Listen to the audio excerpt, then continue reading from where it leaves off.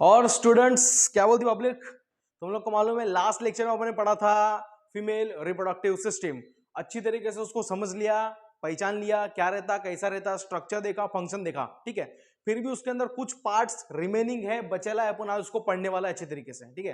बोले तो female external genitalia, उसको अपन वुल्वा भी बोलते हैं, वुल्वा तुम लोग ने देखला रहेगा, पढ़ेला रहेगा कहीं पे, तो उसको थोड़ा सा देखेंगे, स्टडी करेंगे, ये डायग्राम निकाले अपन अच्छे से।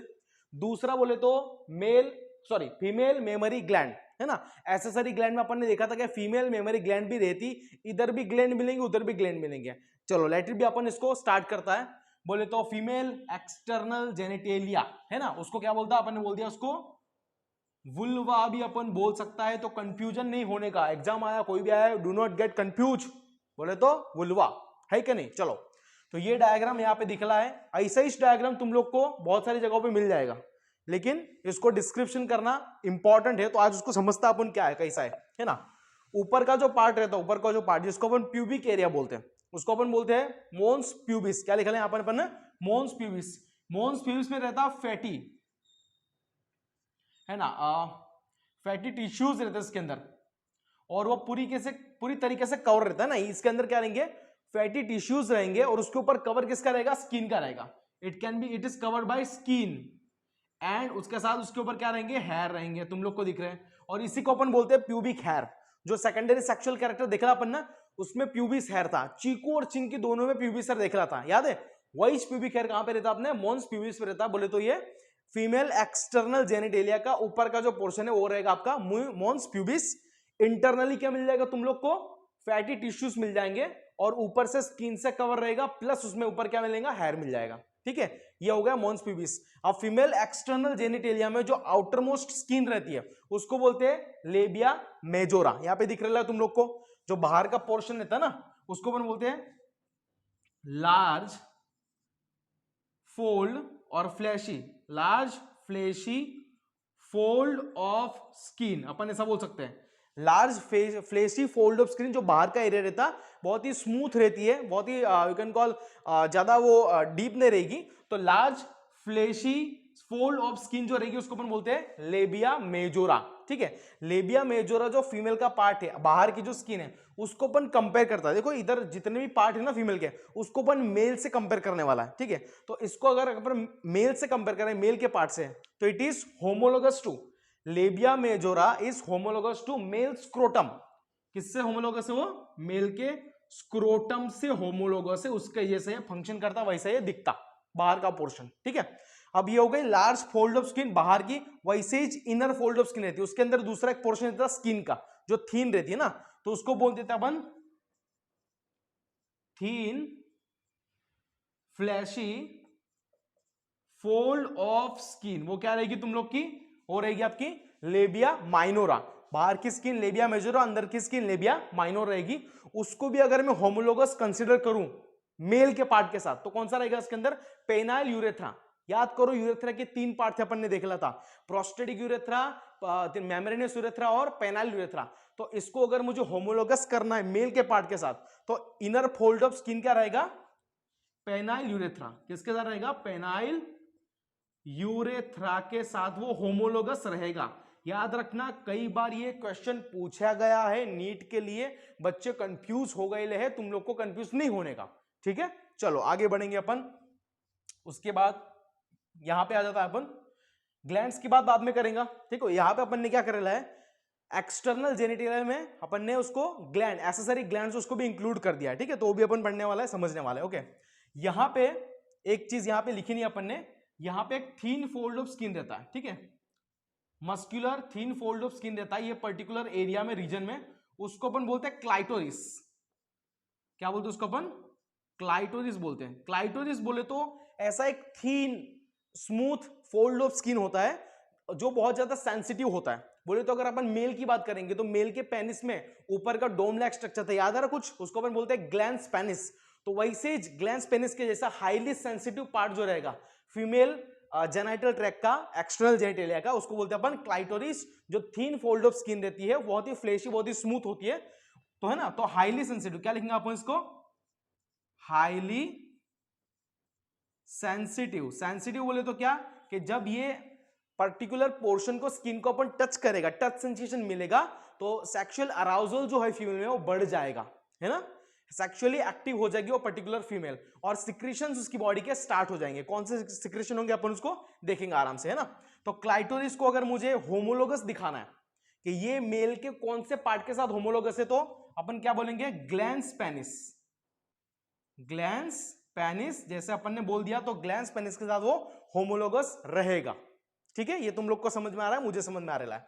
ये यूरेथ्रा यहाँ पे अपन ने दिखा है बड़े इसमें, यूरेथ्रा। यूरेथ्रा बोले तो क्या तुम लोग को मालूम है, जैसे मेल में यूरेथ्रा था, यहाँ पे भी क्या रहेगा, यूरेथ्रा रहेगा, जहां से यूरिनेशन होता।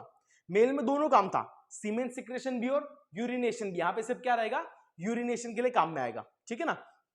तो यूरेथ्रल ओपनिंग की बात करें तो यूरेथ्रा तुम लोग को पता है, यूरिनरी सिस्टम में अपन उसको अच्छे से पढ़ते हैं, लेकिन तुम लोग को एक चीज बता दूं कि मेल में यूरेथ्रा कहां पे खुलता है, पेनिस की टिप पे ओपन होता है, लेकिन यहां पे ऐसा कुछ नहीं है।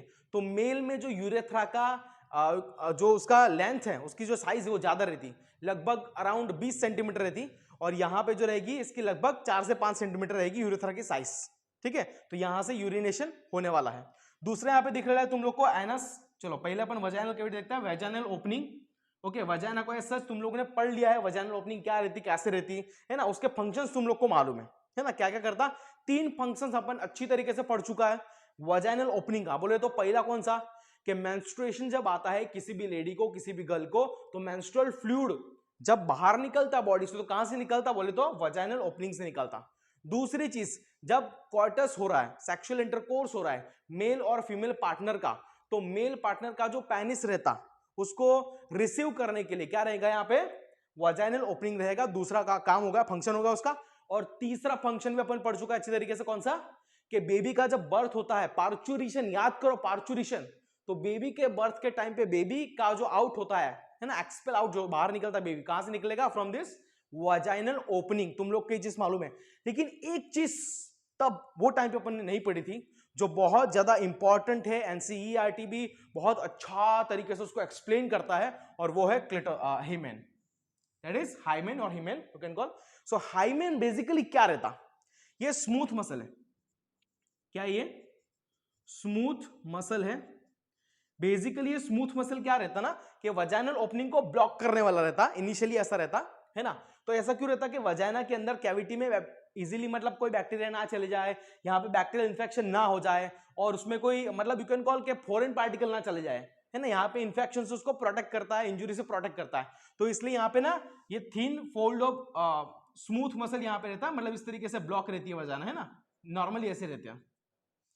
तो ये जो हाइमेन रहता है, इसको मैंने देखो, इसको इस तरीके से मैंने ओपन करके दिखाया है, ये हाइमेन रहता, स्मूथ मसल रहता। अभी हाइमेन के रिगार्डिंग बहुत सारे अलग अलग एजम्पशंस है लोगों के माइंड में, बहुत सारे अलग अलग कंसेप्ट बैठा के रखे लोग। क्या बैठा के रखे कि हाइमेन अगर ब्रेक हो रहा है, ये हाइमेन अगर ब्रेक हो रहा है, टूट रहा है, तो ऐसा बोलते हैं कि वो लड़की की, वो पर्टिकुलर गर्ल की वर्जिनिटी लॉस्ट हो गई, है ना, उसकी वर्जिनिटी चली गई। इट मींस कि वो लड़की भी वर्जिन नहीं है। ऐसा कोई केस नहीं है भाई लोग, ऐसा कोई चीज नहीं है। क्योंकि अपन बनाता है, बोलता है कि जब सेक्सुअल इंटरकोर्स होगा, कोइटस होगा मेल और फीमेल के बीच में, तो पेनिस जब यहां पे एंटर करेगा तो डेफिनेटली हाइमेन ब्रेक होने वाली है। वो अंडरस्टूड है, वो समझ में आ रहा है अपने को। लेकिन कई बार ऐसा होता है कि कोई लड़की है लाइक कुछ आउटडोर गेम खेल रही है, हैवी साइकिलिंग कर रही है, एक्सरसाइज कर रही है, रनिंग कर रही है, तो वो टाइम पे भी चांसेस है कि हाइमेन जो है, मतलब कि स्मूथ मसल की जो एक लेयर है वो ब्रेक हो जाए, टूट जाए। तो वर्जिनिटी का कंसेप्ट और इसका कंसेप्ट टोटली अलग अलग है, तो उसको कंफ्यूज नहीं करने का, ये एनसीईआरटी बोलते हैं और अपन भी बोलता है। ठीक है, ये तुम लोग का समझ में आ रहा होगा। ओके, तो ये जो पोर्शन हो गया, पूरा पोर्शन वेस्टिबुल पोर्शन जो हो गया, वो वेस्टिबुल पोर्शन और एनस के बीच का जो पोर्शन रहता, बोले तो ये वाला पोर्शन जो मैंने अपन ने दिखाया है, उसको अपन बोलते हैं पेरिनियम। क्या बोलेंगे, दैट्स अ पेरिनियम।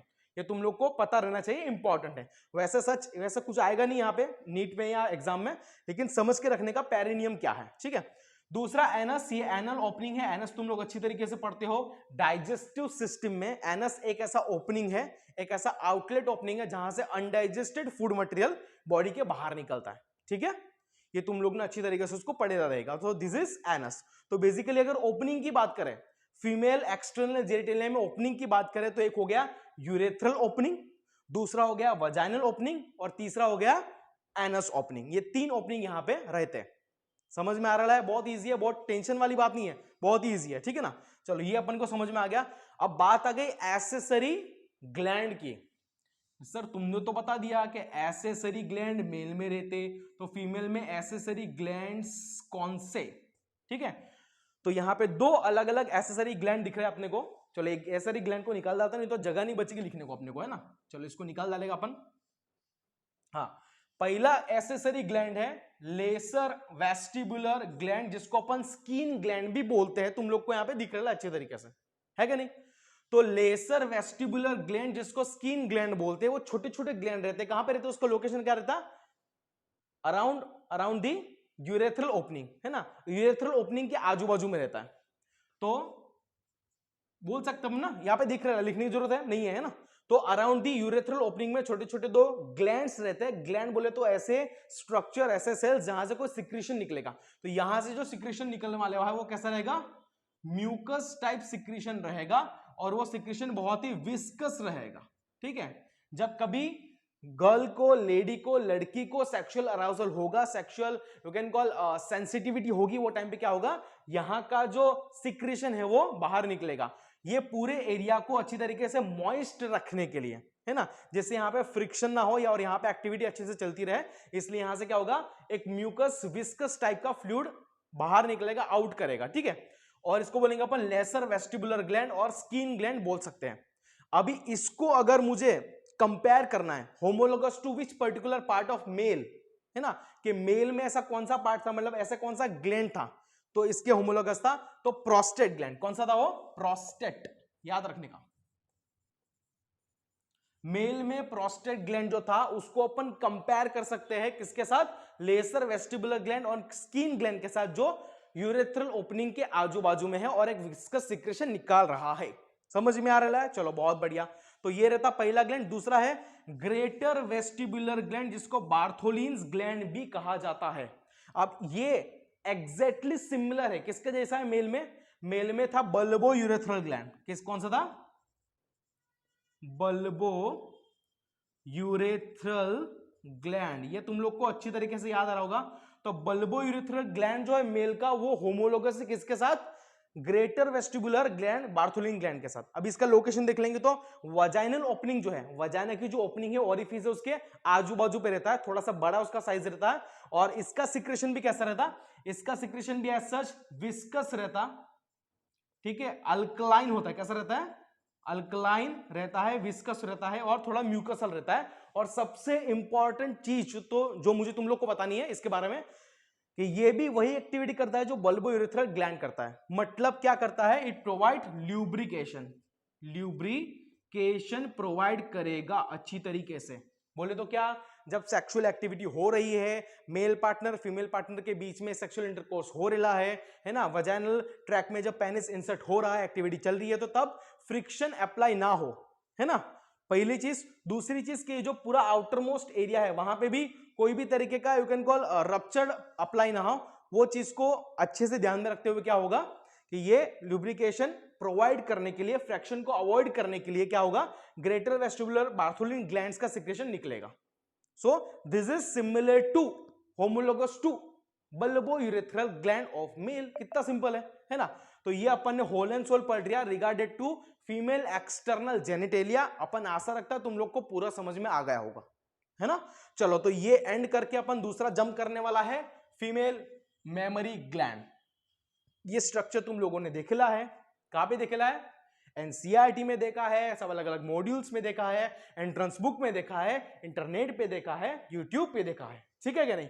चलो तो ये तुम लोगों ने देखला है। ये पीछे की पसलियां जो रहती है ना, फीमेल की बात कर रहा है, तो ये रिब्स हो गए, और रिब्स के बीच में जो मसल रहते हैं उसको अपन क्या बोलते हैं, इंटरकोस्टल मसल, है ना।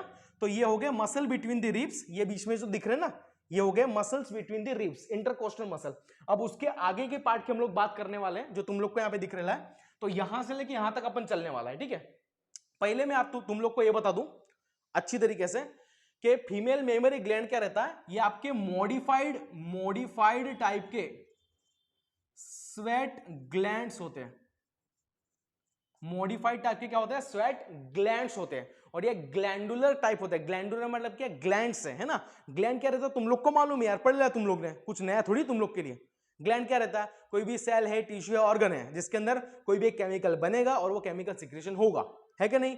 तुम लोग को पता चल रहा है? अगर तुम लोग को कहानी में डालने का इसको, और जो अपन ने कहानी रची थी ना, उसमें अगर इसको इंक्लूड करना है तो तुम लोग ऐसा कर सकते हो कि एक ऐसी बड़ी सी दूध की फैक्ट्री है जहां से दूध का प्रोडक्शन हो रहा है और वो दूध सप्लाई हो रहा है पूरे गांव में, ऐसा तुम लोग समझ सकते हो, है कि नहीं?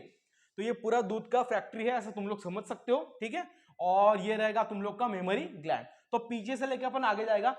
सबसे पहले यहाँ पे दिख रहा है मेमोरी लोब्यूल, ये जो पीछे का पोर्शन दिख रहा है वो रहेगा तुम लोग का मेमोरी लोब्यूल। करीबन 15 से लेके 20 मेमोरी लोब्यूल रहते हैं ईच मेमोरी ग्लैंड में। अब मेमोरी लोब्यूल क्या करते हैं? मेमोरी लोब्यूल्स टाइप में इस तरीके से अरेंज्ड होते हैं और वो क्या करते हैं, पीछे की जो रिब्स है और आगे का जो स्ट्रक्चर उसको कोलाइड नहीं होते, कोलिजन होने नहीं देते, उसको प्रोटेक्ट करते हैं और मिल्क प्रोडक्शन को हेल्प करते हैं, ठीक है?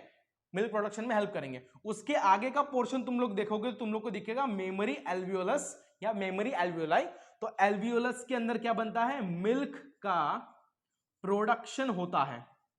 मिल्क यहां पे एक्चुअली बनने वाला है, ठीक है? तुम लोग को मालूम है कि ग्लैंडुलर है तो उसमें कोई केमिकल बनेगा और यहाँ पे केमिकल नहीं, यहाँ पे क्या रहेगा? मिल्क रहेगा, ठीक है? आफ्टर पार्चुरेशन जो न्यूबॉर्न बेबी है वो मम्मी का दूध पीता है, ये तुम लोग को पता होगा। करीबन 6 महीने तक या फिर 1 साल तक मम्मी का दूध इंजेक्ट करता है। वो जो मिल्क रहेगा वो मिल्क कहां बनता है? वो बनता है तुम लोग का मेमोरी एल्वियोलस के अंदर मिल्क प्रोडक्शन होता है। इसके लिए एक हार्मोन बहुत ज्यादा फेमस है, उसका नाम है, तुम लोग को मालूम है यार, अपने ब्रेन में रहता पिट्यूटरी ग्लैंड, एंटीरियर पिट्यूटरी में क्या रहता? एक सबसे इंपॉर्टेंट हार्मोन जिसका नाम है प्रोलैक्टिन। तो प्रोलैक्टिन जब सीक्रेट होगा तो क्या बनेगा? मिल्क का प्रोडक्शन स्टार्ट हो जाएगा, ये बहुत ज्यादा जरूरी है, ठीक है? तो एल्वियोलस में क्या बन गया? मिल्क का सिक्रेशन हो गया। अब क्या होगा? ये मिल्क यहां पे स्टोर होकर रहेगा, ठीक है? अब धीरे धीरे लेट से कि यहां पे मिल्क का प्रोडक्शन थोड़ा ज्यादा बढ़ गया, तो अभी क्या होगा? ये मिल्क थोड़ा आगे की तरफ पुश होने वाला है। तो आगे की तरफ जब ये पुश होगा तो कहां पे जाएगा? पहले मेमोरी ट्यूब्यूल में जाएगा। तो मेमोरी ट्यूब्यूल्स क्या करेंगे? मिल्क को पूरा सा कलेक्ट कर लेंगे। लेट से कि मिल्क है तो उसका पूरा यहां से यहां पे मिल्क का प्रोडक्शन हो गया, इस तरीके से तुम लोग को दिख रहा है, ठीक है? अभी मिल्क को क्या करेंगे? थोड़ा सा आगे की तरफ पुश करेंगे, उसको कलेक्ट कर लेंगे। आगे तुम लोग को मिल रहा है मेमोरी डक्ट। डक्ट मतलब क्या? ट्यूबलाइक स्ट्रक्चर रहता है, इलोंगेटेड स्ट्रक्चर रहता है, जो क्या करेगा? आने वाले मिल्क को आगे की तरफ धकेलेगा, आगे की तरफ उसको डिलीवर करेगा इस तरीके से, ठीक है? तो फाइनली ये जितना भी मिल्क है, ये जो दूध बना है, वो कहां जाके रुक जाएगा? ये रुक जाएगा लैक्टिफेरस डक्ट के अंदर, जो सबसे इंपॉर्टेंट डक्ट है। ये लास्ट डक्ट है। इसके बाद मिल्क जो है वो ऊज आउट होने वाला है, बाहर निकलने वाला है via this nipple. Okay, so lactiferous duct में आके यहां पे आके मिल्क जो है ना वो स्टोर हो जाता है, रुक जाता है यहां पे, है ना, टेम्पररी स्टोर हो जाता है। समझ लो कि यहां पे निप्पल में से सकिंग मूवमेंट बच्चे का आया नहीं, मिल्क बनके रेडी है, तो क्या होगा? लैक्टिफेरस ट्यूब्यूल में मिल्क स्टोर हो जाएगा, टेम्पररी रुक जाएगा, है ना?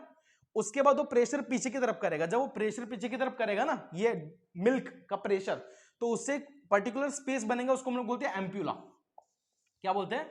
This is sinus, this are the sinuses और empty space generated by lactiferous duct, और जिसमें क्या रहेगा? स्टोर्ड फॉर्म में मिल्क रहेगा, ठीक है? इस तरीके से स्टोर्ड फॉर्म में मिल्क रहेगा। क्लियर? ये समझ में आ रहा है तुम लोग को?